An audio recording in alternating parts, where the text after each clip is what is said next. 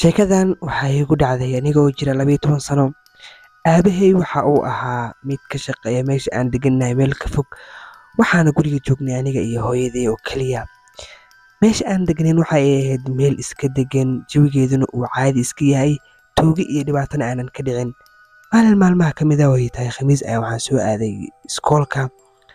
Markii aan soo baxay oo waddada soo marayay, maadaama ay qorraxdu aad u kululeyd, aad ayaan u liiday. waxaana dareemay kuleyl aad u daran maadaama aan saarnaa baaskiilkana uu u baahan yahay naftirkiisu shaqo kale. Markii aan xoogoo socday ayaan waxaan arkay beer yar oo leh meel ay carruurta ku ciyaaraan, waxaana ku arkay biyo. Baaskiilkii ayaan gees u soo baxsaday, qaybta ciyaarta ayaan geeyey, waxaana aaday meeshii biyaha ku yaalay. Wejiga ayaana ku dhaqday, sidoo kalena si fiican ayaan u soo cabay. Waxaan u soo laabtay baaskiilkii si aan hore ugu sii socdo, balse hal mar ayaa waxaa iga soo horbaxay nin aad u feero weyn oo leh qaab aad u cabsi badan. Isagoo dhanna kalarro iyo balaayo daran iska soo buuxiyey, xitaa timihiisa xitaa jirkiisa oo dhan aadan aqoonsan karin shaqsigan waxa uu yahay iyo qofka uu yahay. Afkiisa waxa uu ahaa mid aad u cabsi badan maadaama ay ilkiisu ahaayeen kuwo jajaban. Hal mar ayuu hadal igu bilaabay, wuxuuna igu yidhi, haye wiilow, anigii waan naxay, ismana dhihin ninkan waa kula hadlayaa. Waxaana ku dhahay, haa, hortaadii weligay meeshan kuguma arkine.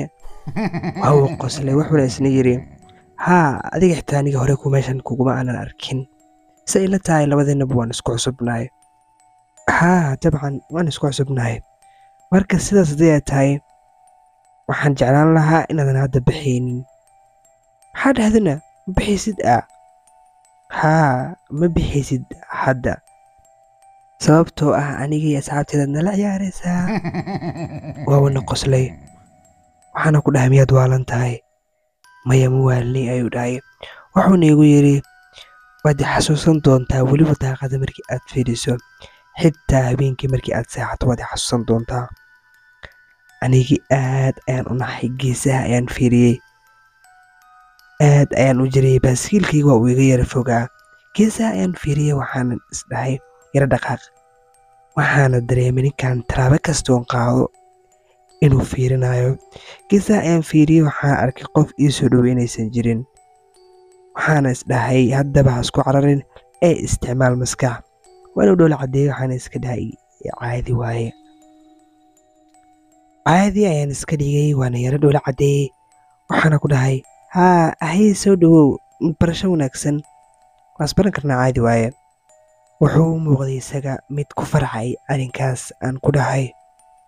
Wuxuuna igu yidhi, carruurta dhan waa iga kala cararaan markii aan u soo dhowaado, balse aniga keliya waxaan ka rabaa inaan saaxiib la noqdo.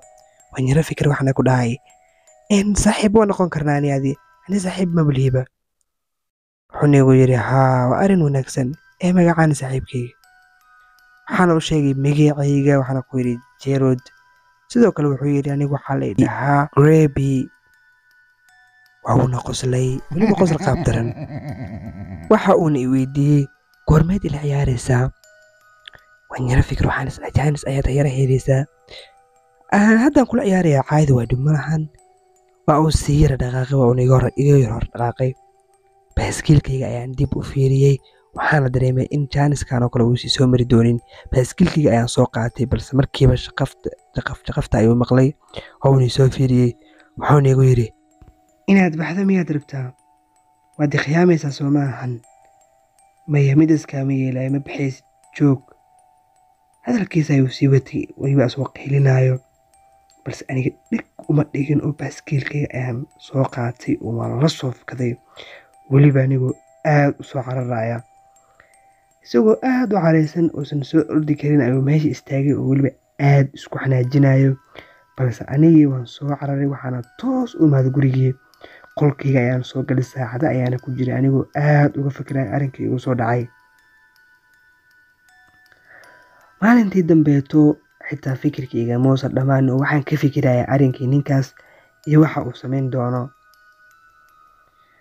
aniga caadi ayaan iska dhigayay. habeenkii markii la gaaray xilliga ku baagnayd 11 habeennimo ayaa albaabka qof soo garaacay, manaan garanaynin. hooyaday ayaa hoos aaday, anigana waan ka soo daba baxay maadaama aan hooyaday uga cabsanayay. hooyaday saacadda ayay fiirso, waxaan dhahday yaa waa qofka xilligan albaabkan uu soo garaaci karo. weerasha kasii hooyaday caqli ayaana samaysay, albaabkana toos maysan aadin oo maysan furin. waxayna furtay kaameradii ku xirnayd albaabka, waxayna aragtay waxa uu ahaa ninkii beerta aan isku qabsanaynay oo soo koraa jaranjarteenna. waxa uuna waday wax aad muddo loor cad oo dhiig korka marsan yahay. waa shaqsigii aan isku soo qabanaynay beerta, isagoo dhahayo hay saaxiibkii, waxaan kuu keenay hadiyad aad u qaali ah, waan adiga kuugu talagalay. mujeedaa waa hadiyaddan aan kuu keenay adiga saaxiibkay jeerood.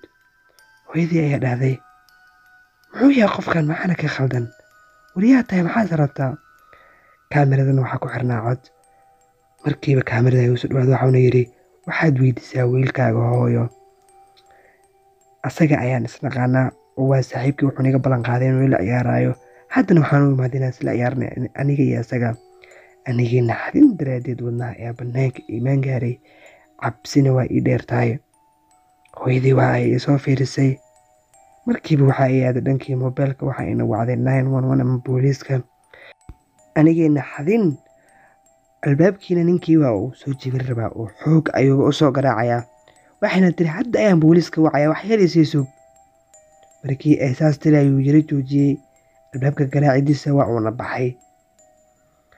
anigii hooyadii waa isku dhignay ilaa ay booliiska nooga soo galeen gurigii. waxaana fiirinay wixii bannaanka yaalay waxa uu ahaa. wixii ay fureen labadii nin ee booliiska ahaa. waxaana meesha ku aragnay inay yihiin keliyaanyo iyo waxyaaba qashin ah uu ku soo guray. waxa gududana ay yihiin dheecaanka yaanyada. maalinkaas kadib waan nacay wax kasta oo leh wejigiisa oo kaleeto, xitaa aflaamta. aad ayaan u nacay wax kasta oo wejigiisa ku saabsan ama wejigiisa isoo xasuusin kara